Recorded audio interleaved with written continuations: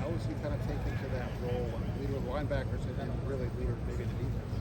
I think it's just the way Sonny goes about it. He's the ultimate pro. He's been that way. You know, obviously his dad and mom have done a great job in kind of raising him and Lorenzo and kind of how they go about their business. Very intentional. I've been secretly pounding the table for Sonny Styles to play linebacker for really maybe probably since I got here. You just saw that frame and you knew, like, just let the kid eat a cheeseburger and he'll get to the right weight. And like from day one that we said we're making the switch, man, he just wanted to work on his feet and work and work and work. He's the same way. I mean, you said the leader of the front seven. I think he's the leader of the entire team, and handled himself really well through the entire winter, workout period and all that. And I mean, Cody set such a good example. Tommy set a great example the year before, right? Like, everyone leads in their own way. Like, Cody didn't lead like Tommy, and Sonny won't lead like either of them. We all have our own form of leadership. You have to be authentic. But when you're a leader, like, that's hard because like everyone's looking at you to like step out of line, right? So Sonny's done a great job kind of taking that over. Does that have to come with the territory at linebacker? Because we talk about a lot of quarterback. Yeah. Given the lineage of captains that have been at that position, is that like a prerequisite to play that position? Has to be. Like, if you're getting recruited here as a linebacker, you better be the captain of your team. You just have to be. You're talking in front of the huddle every single play. So if the quarterback's making checks, you're making checks. So you're the most vocal guy naturally at it. Doesn't mean you have to be a rah-rah guy. I remember playing with AJ Hawk. Like, AJ wasn't the most vocal guy. When he did talk, like, you listened because of the way AJ worked, and you're like, oh, for one, he's going to be where he's supposed to be, and he's going to mess somebody up when he gets to the point of attack, and he's going to do what he says he's going to do, and AJ's right more often than not. So he'd be the guy speaking in front of the huddle. Schlags was a leader. Why? Same reasons, right? So I think you have to be. If any great defense has to have dudes at linebacker, and I know I'm biased, but that's just a reality of it.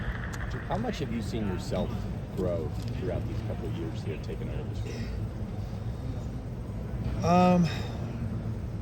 Probably just a lot more organized. You know, you get better as a teacher. I think you have to start with like a foundation and realize, I think when I first got into coaching, I didn't realize how little, like when I was at Notre Dame, I didn't realize how little college kids actually knew about just what I would consider just obvious football. And so that comes from, like, you know, last time I was playing football was, you know, you're in the 8th year, you're 30 years old, you've forgotten more football than the kids that you go and coach know. So it's like you have to almost like shrink back to, okay, when I was 18 years old, what did I know about football? Nothing. Like, nothing.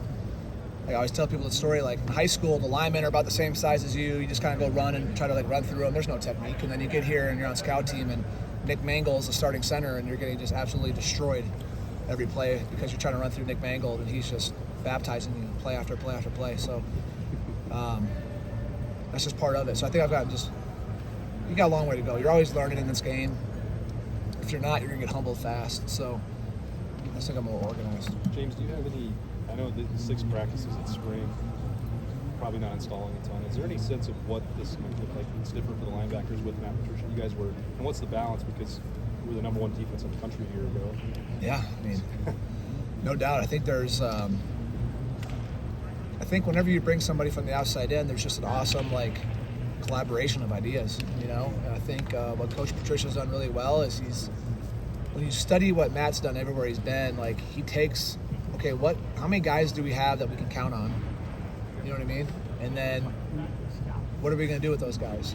And so we have a system in place, you know, when he got here, of that things we did really well, things that he really likes, and then how do you just add to it? And if you need to subtract somewhere, you subtract. And so we've gotten through a lot of the terminology stuff, you know, what some people might call one color, some people call something else. Like, you get through some of that stuff, that's easy.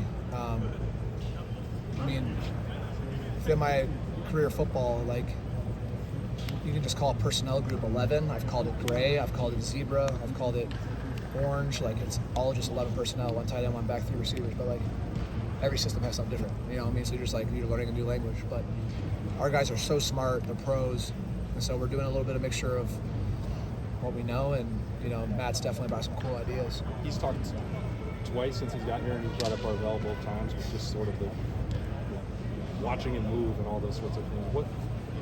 What is in store for Arvell? All right, folks, you have Jelani Arvell is so talented, like so talented. Very rarely do you find somebody, I mean, grateful here at Ohio State to have a guy that looks like Sonny and Arvell, and right, like the length and his ability to move around and position flex just makes him all the more valuable. And so I think what we're doing is we're realizing everything that Arvell Reese can do, and it's a lot. It's a lot. So I think, I mean, that's a special talent. That's a special talent. And he has matured so much from 2 years ago. And what I always appreciate, and I mean this, and what I appreciate about Arvell Reese is that he like has the inability, like he'll joke around, but like when you ask him a question, he will tell you like the honest to God's truth. And he don't care how bad, like silly it makes him seem, it doesn't matter. Like I've coached guys where there could be trips out there and like, hey, why didn't you walk? Well, I thought this, and they try to explain the whole thing. Like Arvell would just be like, I didn't even know there's trips out there. I didn't see it. Like, he'll just tell you honestly, like, okay, well, we'll work on that, you know? But that's what I appreciate about him. Like, he's gonna give you the absolute truth every single time. How's Payton Pierce coming along? How's Peyton coming along? Hey man, Peyton's awesome. Peyton's awesome. Tough.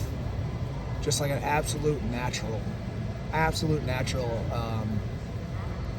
Just middle linebacker. He is like, his feel in the box and his ability to maneuver and field blocking schemes, and he's got that wrestling background, so his striking ability and the way he snags and then runs his feet on contact, like, it's just a throwback, man. I love Peyton, and I expect Peyton to have a lot of playing time. What's been your early impressions of Riley, TJ, and Eli? Well, I think, anytime you have the freshmen on the field, like, you're excited to kind of like, you get these lumps of clay that you're excited to try to form a little bit. The most important thing with young players is that you're learning a lot. So you're, taking all these notes, and the more, when you're on the field and you're young, a lot of times what happens is you're trying to remember, like, okay, what do I have in this defense? How am I supposed to do it? What's coach want me to do? And then set hut and somebody moves, and then naturally when that happens, you kind of like freeze. You know what I mean? Like, oh my God, they've gotten through some of that, which is good, and now they're starting to, like, you can see when we had an inside drill the other day where Eli had a really natural feel, was physical at the point of attack. TJ Alford dropped 2 picks today. I was giving him a hard time for her, and so, which that's not like we don't give them PBUs, we call them MOBPs. It's a missed opportunity for a big play. It's actually a minus. I don't care if the stats give you a PBU or not. Like, that's a minus. Like, we expect you to catch that ball. But they're good plays. And then Riley Pettijohn, he's got a great feel. The burst is there. So they're all flashing, man. They're all flashing. And again, like, I love their attitudes, their demeanors. And then when you have leaders like Sonny and Arvell's doing it in his own way, and Peyton and Stover, like, those guys are all like the brotherhood in that room, like we call it the backerhood. The backerhood in that linebacker room is special. And it's been there for, gosh, forever. Where have you seen the most growth from Garrett from 1 year to year 2? I just think Garrett's getting comfortable with, like, the weight he's carrying. He was on the ground a lot last year, you know what I mean? Like, being a former safety, the backer, like, working in the box, contact, getting off blocks, all that. Like, there's a little bit of, like, there's a little savviness to it. We all knew it. Everyone knows he can just go straight line. I mean, the guy runs like 23 miles per hour. He can roll. So I think just he's got a way more natural feel this year. And what I love about Stowe, man, he's going to give you everything he's got, every rep. Great. Every rep. So, like I said, man, I'm just grateful for the guys that have in my room. Great. James, thank you very much. Good? Thanks, Yeah. James.